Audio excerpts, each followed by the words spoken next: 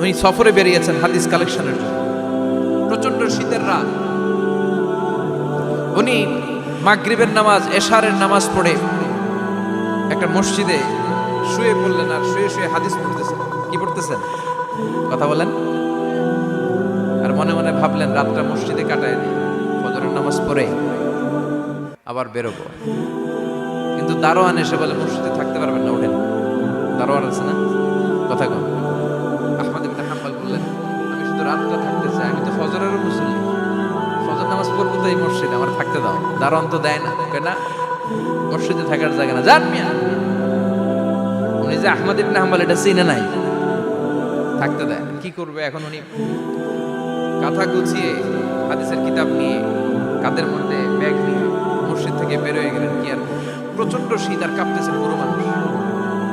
প্রতিমধ্যে দেখলেন বাজার, বাজার একজন খাব্বাস, শাবুন খাব্বাস, যুবক রুটি বিক্রেতা।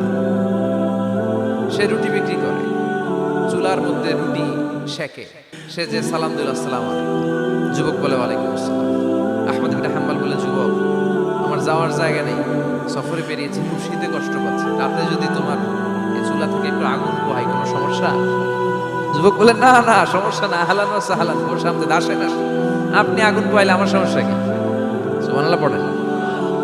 আল্লাহ শুকরিয়া করে উনি বসলেন আর আগুন পোহাচ্ছেন। আর খেয়াল করলেন যুবক রুটি বানায় আর পরে আস্তাগফিরুল্লাহ, রুটির দলা বানায় পরে আস্তাগফিরুল্লাহ, খামির বানায় আর পরে আস্তাগফিরুল্লাহ, রুটি নিয়ে উনুনের ভিতরে চুলার ভিতরে সেকা দেয় আর পরে আস্তাগফিরুল্লাহ, দোকানদারের কাছে কেউ আসলেই সে রুটি দেয় আর পরে আস্তাগফিরুল্লাহ, ক্রেতার কাছ থেকে টাকা নিয়ে ক্যাশ বক্সে রাখে আর কি পড়ে, আবার রুটি বানানো শুরু করে আর কি পড়ে, খালি এইটাই পড়তেছে। ইমাম আহমদ ইবনে হাম্বল তো অবাক, কিরে এটা আবার কেমন যুবক, খালি আস্তাগফিরুল্লাহ। উনি প্রশ্ন করলেন যুবক ঘটনা কি? আসার পর থেকেই তোমার দেখতেছি তুমি রুটি বানাও, রুটি বিক্রি করো আর পড়ো আস্তাগফিরুল্লাহ, মালাকা ইয়া শাবাব। যুবক বলে আস্তাগফিরুল্লাহ আমার সবচেয়ে বেশি পছন্দের আমল, আমি সবসময় আঠার মধ্যে ইস্তেগফারের সাথে লেগে থাকি আর সবসময় পড়তে থাকি আস্তাগফিরুল্লাহ, আর এর বদৌলতে আল্লাহ আমারে মুস্তাজাবুদ দাওয়া বানিয়ে দিয়েছে। আহমদ ইবনে হাম্বল তো অবাক, আনতা মুস্তাজাবুদ দাওয়া, তুমি মুস্তাজাবুদ দাওয়া রুটিওয়ালা?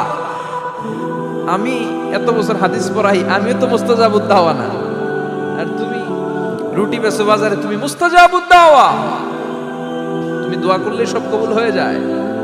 যুবক বলে না আনা মুস্তাজাবুদ দাওয়া, আমি আমার জীবনে যত দোয়া করেছি কবুল করে নিয়েছে কে? সব দোয়া কবুল করে নিয়েছে আল্লাহ, একটা দোয়া ছাড়া। কয়টা? আহমদ ইবনে হাম্বলের কৌতূহল, কিউরিওসিটি আরো বেড়ে গেল। কি? সব দোয়া কবুল হয়েছে একটা দোয়া ছাড়া? মাযালিকা দোয়া ইয়া শাব, কি সেই দোয়া? যুবক এবার বলতে শুরু করলো আমার জীবনে যে দোয়াটা আল্লাহ কবুল করে নাই সেটা হচ্ছে আমি আল্লাহর কাছে অনেক চেয়েছি, অনেক দোয়া করেছি যে আল্লাহ শুনেছি এই জামানার সবচেয়ে বড় মুহাদ্দিস, তার নাম নাকি ইমাম আহমদ ইবনে হাম্বল। আল্লাহ তোমার কাছে আমার চাওয়া আমি যেন এই ইমাম আহমদ ইবনে হাম্বলরে দেখে মরতে পারি, আমি যেন ইমাম আহমদ ইবনে হাম্বলের হাতে হাত রেখে মুসাফা করতে পারি আর তার কপালে একটা চুমু এঁকে দিতে পারি। আহমদ ইবনে হাম্বল আবেগপ্রবণ হয়ে গেলেন, চোখের পানি ছেড়ে দিলেন, বললেন যুবক তোমার এই দোয়াটাও কবুল হয়ে গিয়েছে। আহমদ ইবনে হাম্বলের দেখা সাক্ষাৎ পাওয়ার জন্য আহমদ ইবনে হাম্বলের বাড়িতে তোমার যাওয়ার দরকার নেই, আহমদ ইবনে হাম্বল তোমার দরবারে ছুটে এসেছে। আনা আহমদ ইবনে হাম্বল মুহাদ্দিসুদ দাহর, আমি নিজেই আহমদ ইবনে হাম্বল। যুবক চোখের পানি ছেড়ে দেয়, আহমদ ইবনে হাম্বল চোখের পানি ছেড়ে দেয়। যুবক চিৎকার মেরে ইমাম আহমদ ইবনে হাম্বলকে জড়িয়ে ধরে, হাতে হাত রেখে মুসাফা করে, কপালের মধ্যে চুমু খায় আর আল্লাহর শুকরিয়া করে বলে ও ইমাম আসলে এই দোয়াটাও আল্লাহ আজকে কবুল করে নিল।